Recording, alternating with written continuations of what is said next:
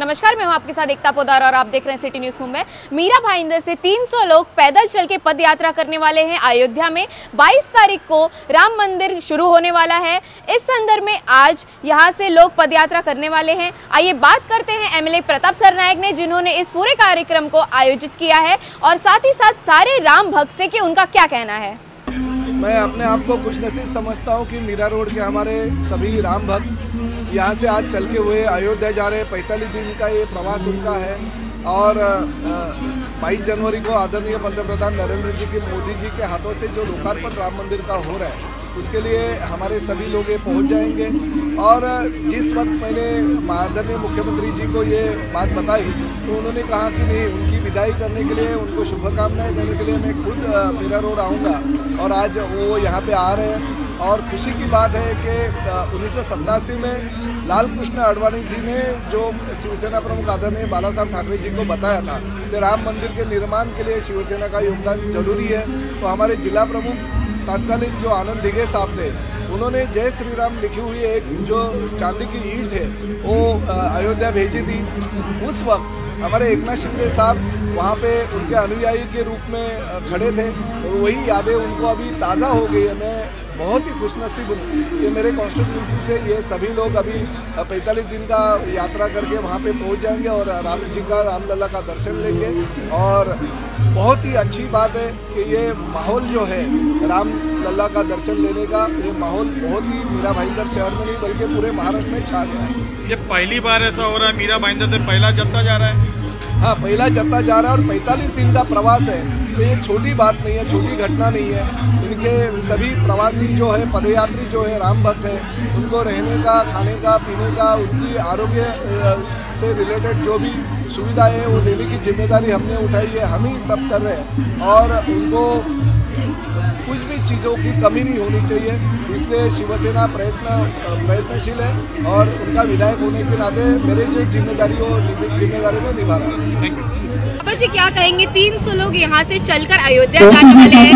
लोगों की सालों की संघर्ष जो थी, जो हिंदू एक तरीके से रुका हुआ था कि राम मंदिर खुलेगा, हमारे रामलला के दर्शन होंगे, तो वो आज पूरा होने वाला है। उस संदर्भ में आप क्या कहना चाहेंगे? आज हिंदुओं के लिए एक बहुत ही उत्साह का दिवस है, क्योंकि जिस लड़ाई सैकड़ों वर्षों से लड़ रहे थे उस लड़ाई का अंत हुआ और आज हमारे रामलला का अयोध्या जी के अंदर भव्य मंदिर विराजमान हो रहा है।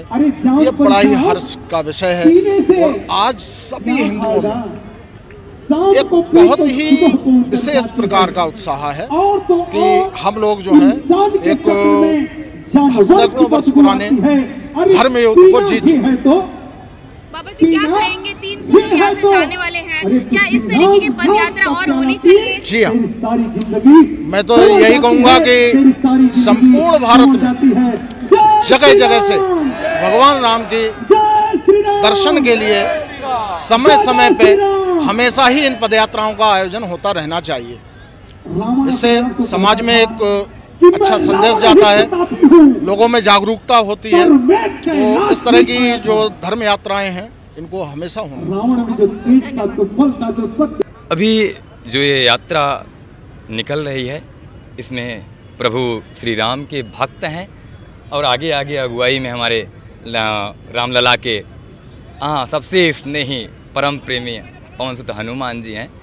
आगे जितने भी लोग आवें तो वो सहभागिता बराबर बनाए रखें, किसी भी तरीके से कोई द्वेष या ईर्ष्या या घृणा की भावना लेकर के इस यात्रा में शामिल न हो, है ना।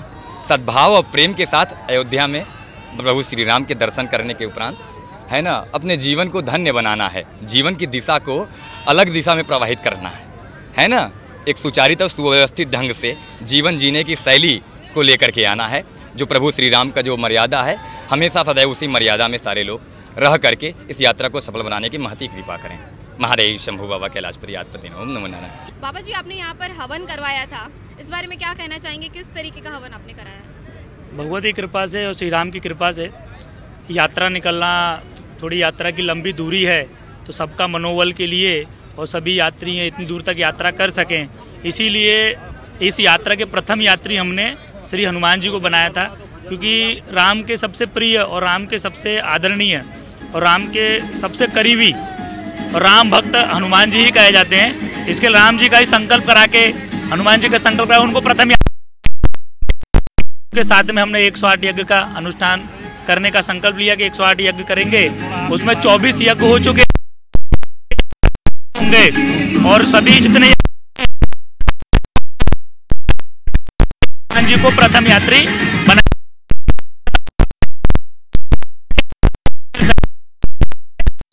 माध्यम से हनुमान जी को बुला। हर हर महादेव। जैसे राम जी की सेना चली थी ना रावण के ऊपर वध करने के लिए, रावण की लंका के ऊपर जब चढ़ाई शुरू की थी, तब जो राम जी के सेना जो थे वो देवता के अंश थे। देवताओं के नल, नील, अंगद, जामवंत जितने भी थे सब देवताओं के अंश थे। इस यात्रा में कुछ पुण्यात्मा धर्मात्मा देवात्माओं के अंशज के रूप में, उसमें करीब 3 लाख थे, इसमें करीब 300 से 400 है। 92 के बाद जो अवसर आया है वो अवसर की जो तारीख है 22/1/2024, तो इस दिन की सभी को, सनातनियों को, हिंदू राष्ट्र के प्रति जो कह रहे हैं वो दिख रहा है होते हुए। आगे भी चल के राम जी के कार्य में जैसे भाव से धर्म चल रहा है, बढ़ रहा है, उन्नति हो रही है, उसी। तो जैसा कि आपने देखा एमएलए प्रताप सरनायक ने क्या कहा और साथ ही साथ हमने जितने भी राम भक्त और बाबा और स्वामियों से हमने बात की है उनका क्या कहना है। अब देखना ये है कि ये यात्रा आज से शुरू होने वाला है, ये कितने दिनों में ख़त्म होता है। 22 तारीख को जो राम मंदिर का शुरुआत होने वाला है और जैसा कि आपने देखा जितने भी राम भक्त हैं उनका जो उत्साह चरम सीमा पर है। अब देखना यह है कि आने वाले समय में किस तरीके से राम मंदिर ये सब पहुंचते हैं और रामलला के दर्शन करते हैं। इसी तरह की खबरों के लिए बने रहिए, देखते रहिए मेरे यानी एकता पोदार के साथ सिटी न्यूज़ मुंबई।